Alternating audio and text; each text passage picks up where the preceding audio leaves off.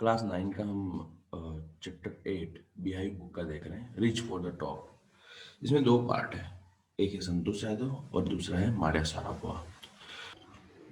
The only woman in the world who has scaled Mount Everest twice was born in a society where the birth of a son was regarded as a blessing and a daughter, though not considered a curse, was not generally welcome. जो संतोष यादव है, जिन्होंने mount Everest 2 बार scale किया है, sir किया है,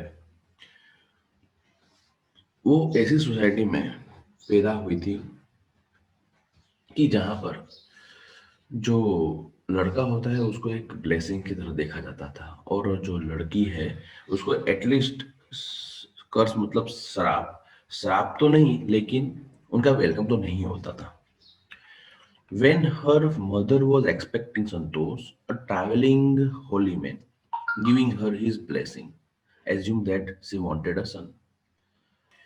जब जो संतोष की मम्मी है, जब मतलब कि उनका संतोष जी का जन्म जब होने वाला होता होगा, उस टाइम पे संत ने देखा होगा, तो संत महात्मा जो होते हैं उन्होंने आशीर्वाद दिया कि भाई आपको बस लड़का हो।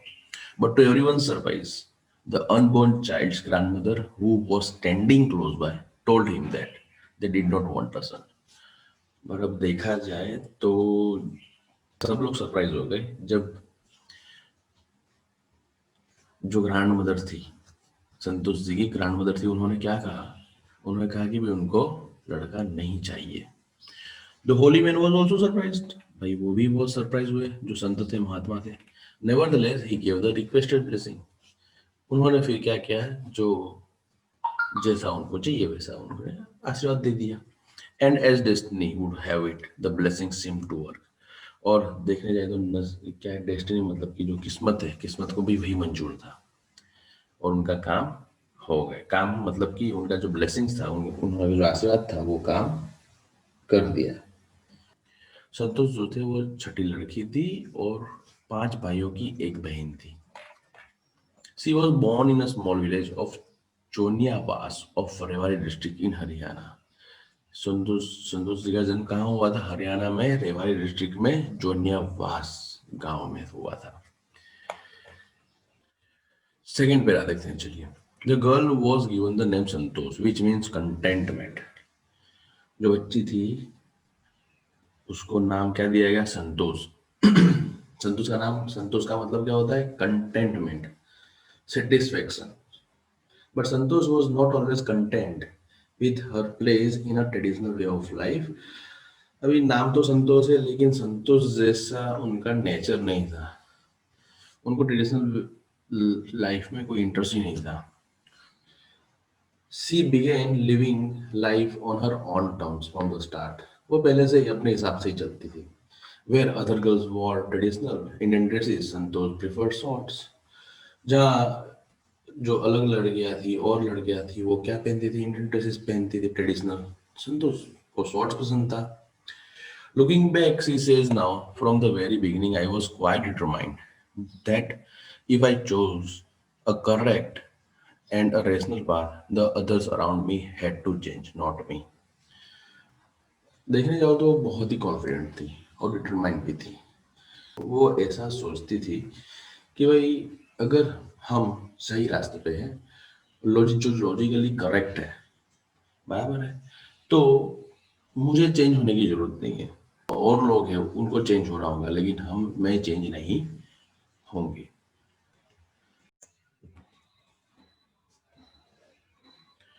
संतोष parents were affluent landowners who could afford to send their children to the best schools, even to the country's capital New Delhi, which was quite close by. But in line with the prevailing custom in the family, Santosh had to make to do with the local village school. संतोष के जो parents थे ना, वो अफलून मतलब बहुत wealthy थे, land owners थे ना, वो उनके बच्चों को बेस्ट स्कूल में पढ़ा सकते थे और अफोर्ड कर सकते थे। इवन कंट्री की जो कैपिटल थी न्यू दिल्ली, वहां पर भी वो भेज सकते हैं और वो नजदीक भी थी।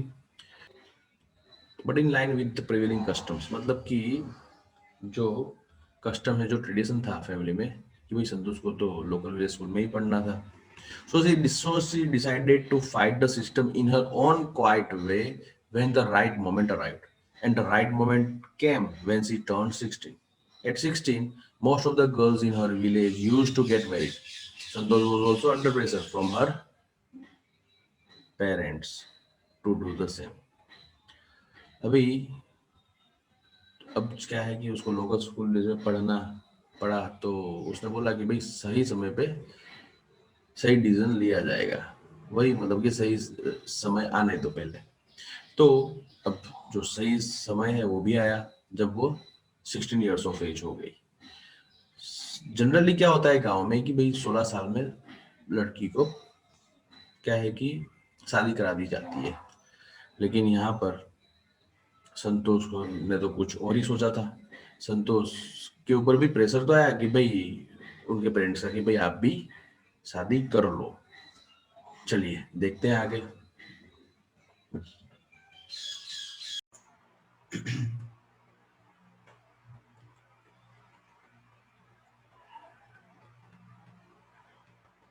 A marriage as early as that was the last thing on her mind. She threatened her parents that she would never marry if she did not get a proper education. Santosh ji के दिमाग में मैरिज जो था वो सबसे last चीज था, मतलब कि इतना वो इम्पोर्टेंट चीज था ही नहीं, क्योंकि वो पढ़ाई को ज़्यादा तवज्जो दे रही थी. तो उन्होंने मैरिज के लिए कभी सोचा ही नहीं था. She threaten her parents that she would never marry if she did not get a proper education. उन्होंने उनके पेरेंट्स को यहाँ तक बता दिया कि वो कभी शादी ही नहीं करेगी अगर अच्छा प्रॉपर एजुकेशन उनको नहीं मिला तो. She left home and got herself enrolled in a school in Delhi. उन्होंने घर छोड़ दिया और दिल्ली स्कूल में एडमिशन ले लिया. When her parents refused to pay for her education, she politely informed them of her plans to earn money by working part-time to pay her school fees. Her parents then agreed to pay for her education. जब वो घर छोड़ दिया और दिल्ली के school में दाखिला ले लिया, तब उनके पेरेंट्स ने उनके एजुकेशन के लिए फीस देना रिफ्यूज कर दिया. तो उन्होंने बहुत ही विनम्रता से उनको पेरेंट्स को इन्फॉर्म किया कि वो अपनी जो भी फीस वगैरह है वो अपने क्या है कि पार्ट टाइम काम करके वो चुका देगी. फिर एट द एंड उनके पेरेंट्स अग्रीड हो जाते हैं उनकी एजुकेशन के लिए पैसे देने के लिए, ठीक है, फीस देने के लिए. चलिए आगे. Wishing always to study a bit more, and with her father slowly getting used to her urge for more education, Santosh passed the high school examination and went to Jaipur. अब संतोष जी की जो इच्छा की जाती है भाई स्टडी करना, पढ़ना, जितना हो सके उतना पढ़ना, बराबर. तो वही उनकी अर्ज थी. उसके साथ अब उनके पापा भी यूज टू हो रहे थे. तो इसी दौरान उन्होंने पढ़ने की जो इच्छा थी वही आगे बढ़ाते हुए उन्होंने जो हाई स्कूल एग्जामिनेशन था वगैरह पास कर लिया उन्होंने और फिर जयपुर चले गए. सी जॉइन महारानी college and got a room in Kasturba hostel. उन्होंने महारानी कॉलेज में दाखिला ले लिया और फिर कस्तूरबा हॉस्टल में रहने लगे. Santosh remembers Kasturba hostel faced the Arvalli hills. I used to watch villagers from my room going up the hill and suddenly vanishing after a while. अब कस्तूरबा होटल का जो हॉस्टल में जब उन्होंने रह रहे थे ये संतोष, तो उनका जो एक क्या है कि फेस था वो अरवल्ली हिल्स की तरफ था.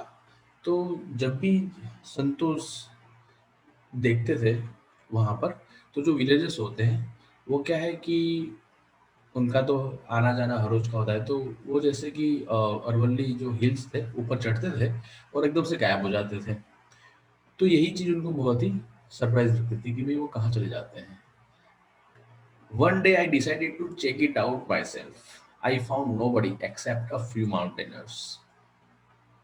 अभी यही सब चेक करने के लिए एक दिन तो वो खुद चेक करने के लिए चली गई और फिर वहां पर उन्होंने क्या देखा, वहां पर कोई था नहीं, सिर्फ कुछ माउंटेनियर्स थे.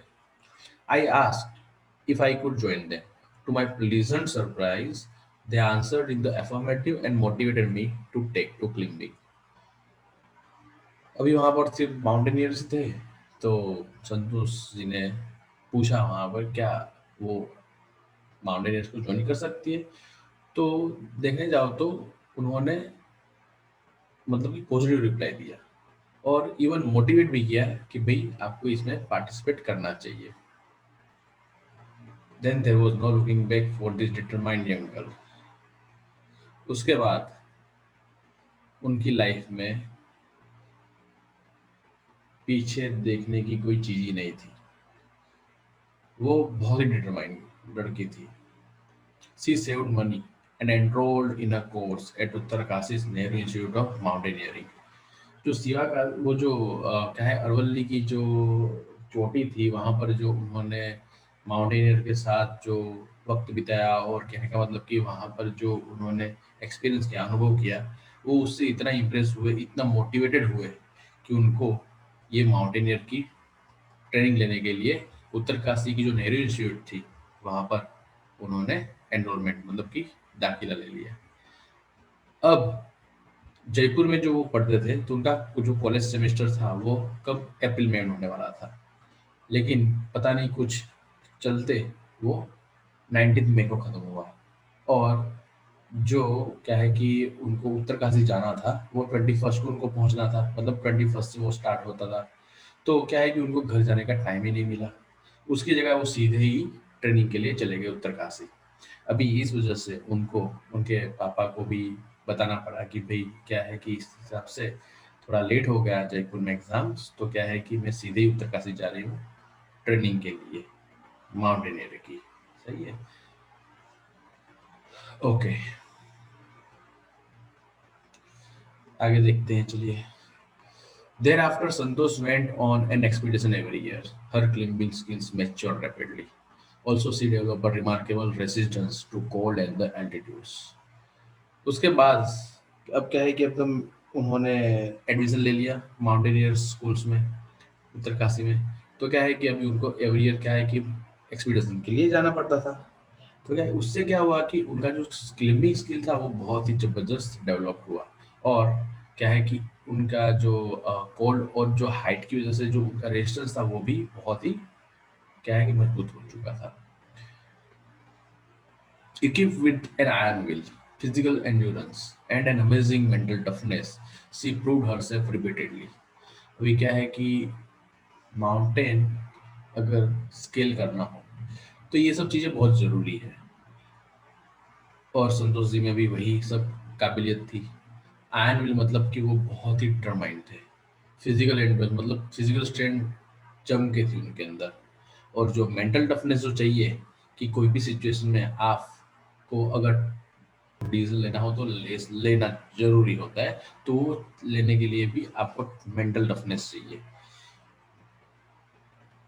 और यही सब चीज में वो अपने आप को कई बार प्रूव कर चुकी थी। The culmination of her hard work and sincerity came in 1992, just 4 years after she had shyly asked the Arvalli mountaineers if she could join them.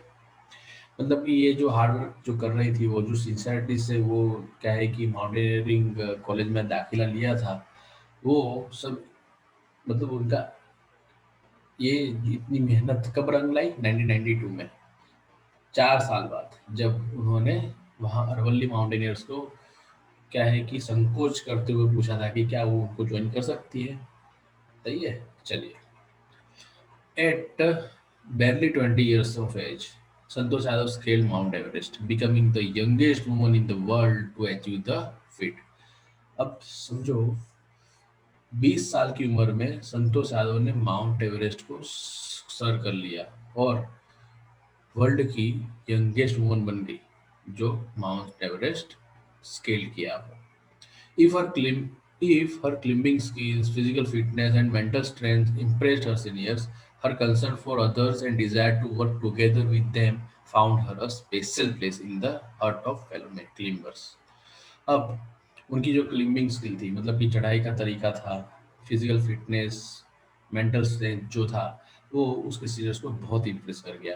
और इवन उनका जो कंसर्न था लोगों के लिए, और उनकी जो इच्छा थी, उनकी जो मतलब कि वो जो जैसे कि उनका जो तरीका था लोगों के साथ मिलके काम करने का, वो जो भी और क्लाइंबर्स थे उनके अंदर एक स्पेशल प्लेस उनका बन चुका था। During the 1992 Everest mission, Santosh Yadav provided special care to a climber who lay dying at the south column.